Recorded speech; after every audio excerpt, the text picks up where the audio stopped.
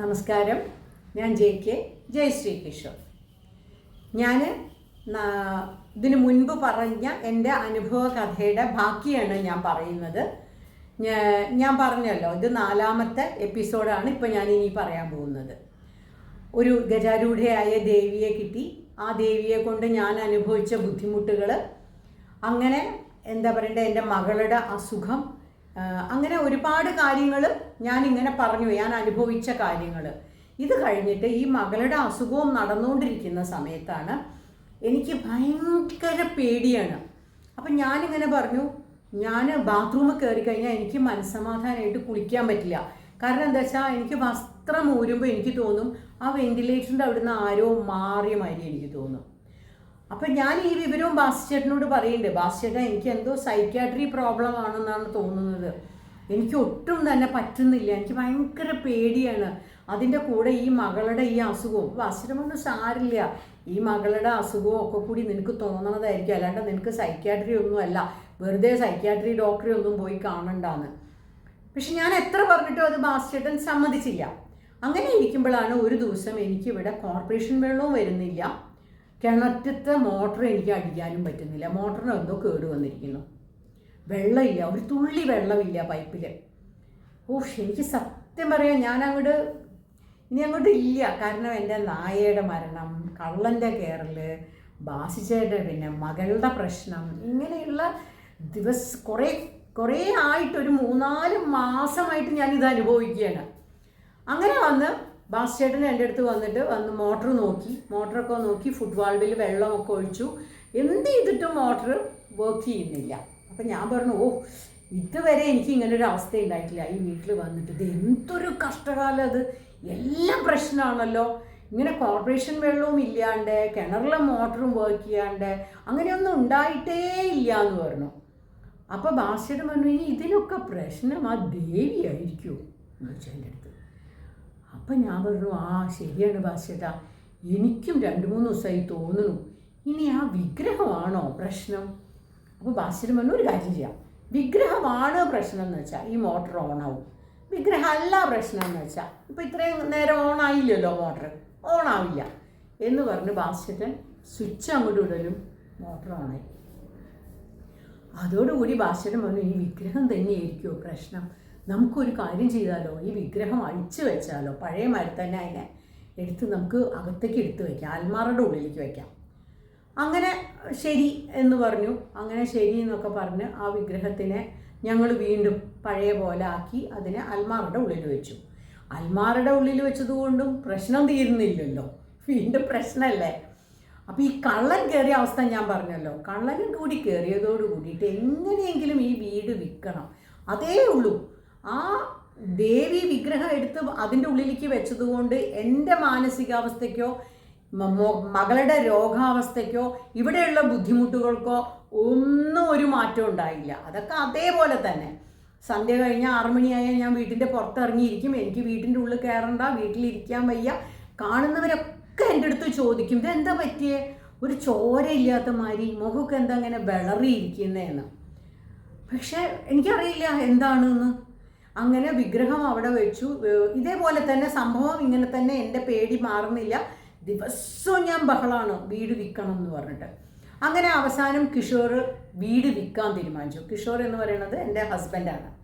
അദ്ദേഹം വീട് വിൽക്കാൻ തീരുമാനിച്ച് ഒരു ബ്രോക്കറെ കണ്ടു. വീട് കൊടുക്കാം, നമുക്ക് കിട്ടണ വിലയ്ക്ക് വീട് കൊടുക്കാം എന്നുള്ള അവസ്ഥയായി.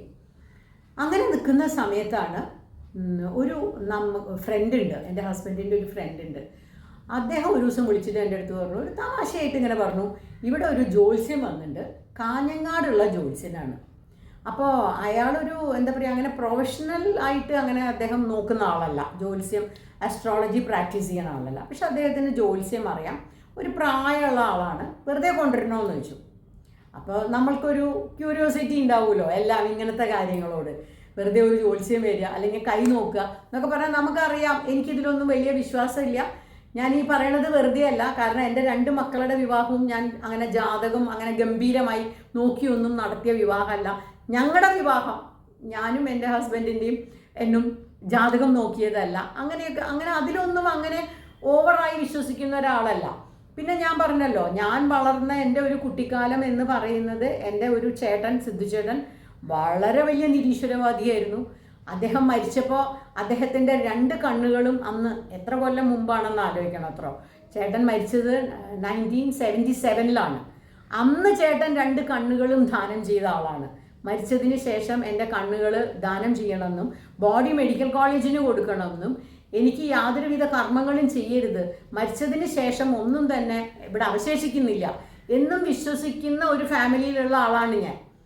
അങ്ങനെയുള്ള ഞാനാണ് ഇങ്ങനെ കിടന്ന് അനുഭവിക്കുന്നത് ഈ കാര്യങ്ങൾ.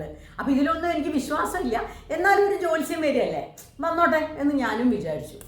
അങ്ങനെ ഇയാൾ വരുന്നു. വളരെ പ്രായമുള്ള ഒരാളാണ്, ഒരു 19 വയസ്സെങ്കിലും അയാൾക്ക് പ്രായം ഉണ്ടാവും. അദ്ദേഹം വന്ന് കബഡിയൊക്കെ നിരത്തി അങ്ങനെ വെച്ചു, നോക്കി, അത് നോക്കി, ഇത് നോക്കി. നല്ലതല്ലാണ്ട് ആ മനുഷ്യൻ പറയുന്നില്ല. എനിക്ക് ഭയങ്കര നല്ലത്, എൻ്റെ മക്കൾക്ക് നല്ലത്, അത് ഇതേ പറയുന്നുള്ളൂ. ഇങ്ങനെ പറഞ്ഞു കഴിഞ്ഞ് കുറച്ച് നേരം കഴിഞ്ഞപ്പോൾ ഞാൻ വിചാരിച്ചത് എന്തൊരു കഷ്ടം, അയാൾ നല്ലതേ, എൻ്റെ കാര്യം അയാൾ പറയുന്നില്ല. ഞാനിപ്പോൾ അനുഭവിച്ചുകൊണ്ടിരിക്കുന്ന ഒരു വിഷമത്തെക്കുറിച്ച് അദ്ദേഹം സംസാരിക്കുന്നില്ല. അപ്പം ഞാൻ വെറുതെ പറഞ്ഞു, ഒന്ന് ഗ്രഹനില നോക്കുമോ എന്ന് വെച്ചു. അപ്പോൾ അദ്ദേഹം ഗ്രഹനിലയൊക്കെ വെച്ച് നോക്കിയിട്ട് അദ്ദേഹം പറഞ്ഞു, ഞങ്ങളുടെ ഭാഷയിൽ ഇതിന് പറയും ആഭിചാരം ചെയ്യാമെന്ന്. അതിപ്പോൾ ഇന്നത്തെ കാലത്ത് ആരും വിശ്വസിക്കുകയൊന്നുമില്ല ഈ ആഭിചാരമൊന്നും. പക്ഷേ എന്തോ ഒരു സംഭവം ഈ വീട്ടിൽ നിങ്ങൾക്ക് വേണ്ടി ദ്രോഹം ചെയ്യാനുള്ളതല്ല, പക്ഷെ നിങ്ങൾ അതിൻ്റെ ഒരു ഫലം അനുഭവിക്കുന്നുണ്ട്. അപ്പോൾ ഒരു കാര്യം ചെയ്യാം, ഞാനൊരു ചന്ദനം തരാം. ആ ചന്ദനം എന്ത് ചെയ്യണം, വെള്ളത്തിൽ കലക്കിയിട്ട് വീടിൻ്റെ ചുറ്റും തെളിക്കണം, വീടിൻ്റെ അകത്തൊക്കെ ഒന്ന് തെളിക്കണം എന്ന് പറഞ്ഞു.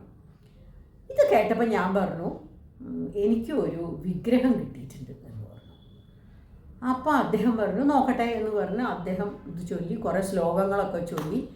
അദ്ദേഹം പറഞ്ഞു, അത് ഇന്ന കാരണങ്ങൾ കൊണ്ട് മഹാവിഷ്ണുവിൻ്റെ വിഗ്രഹമല്ല, ഇന്ന കാരണങ്ങൾ കൊണ്ട് അത് ശിവൻ്റെ വിഗ്രഹമല്ല എന്നൊക്കെ പറഞ്ഞ് അദ്ദേഹം പറഞ്ഞു, അതൊരു ഗജാരൂഢയായ ദേവിയാണെന്ന് പറഞ്ഞു. ഞാൻ സത്യത്തിൽ അത്ഭുതപ്പെട്ടു പോയി അത് കേട്ടപ്പോൾ. അപ്പം ഞാൻ പറഞ്ഞു, ആ ശരിയാണ്, താങ്കൾ പറഞ്ഞത് ശരിയാണ്. അപ്പോൾ പറഞ്ഞു, ആ ദേവിയെ എത്രയും വേഗം ഇവിടുന്ന് മാറ്റണം.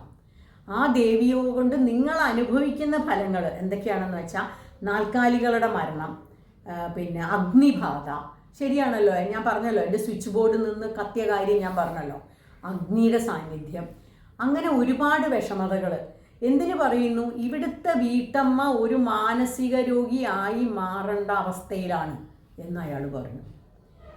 ഇത് കേട്ടപ്പോൾ ഞാൻ ശരിക്കും അത്ഭുതപ്പെട്ടു. അപ്പോൾ ഈ ദേവിയെ എത്രയും വേഗം ഇവിടുന്ന് പറഞ്ഞയക്കണം.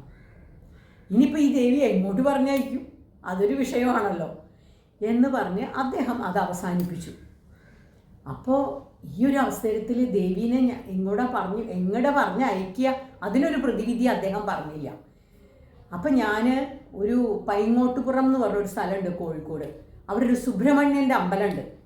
അപ്പോൾ ആ അമ്പലത്തിൽ ഞങ്ങളുടെ ഒരു ഡ്രൈവറുണ്ട്. ഡ്രൈവർക്ക് നല്ല ആ അമ്പലവും, അദ്ദേഹം വളരെ ഭക്തനൊക്കെയാണ്. അപ്പോൾ അദ്ദേഹം എൻ്റെ അടുത്ത് പറഞ്ഞു, ഞാൻ കമ്മിറ്റിക്കാരായിട്ടൊന്ന് സംസാരിച്ചിട്ട് ഈ വിഗ്രഹം അവിടേക്ക് എടുക്കാൻ പറ്റുമോ എന്ന് ചോദിച്ചു നോക്കാം എന്ന് പറഞ്ഞു. അങ്ങനെ പറഞ്ഞുകൊണ്ട് ഞാൻ ഈ എപ്പിസോഡ് അവസാനിപ്പിക്കുന്നു. അടുത്ത എപ്പിസോഡിൽ ഞാൻ ഈ കഥയുടെ ബാക്കി തുടരുന്നതായിരിക്കും. എല്ലാവർക്കും നന്ദി, നമസ്കാരം.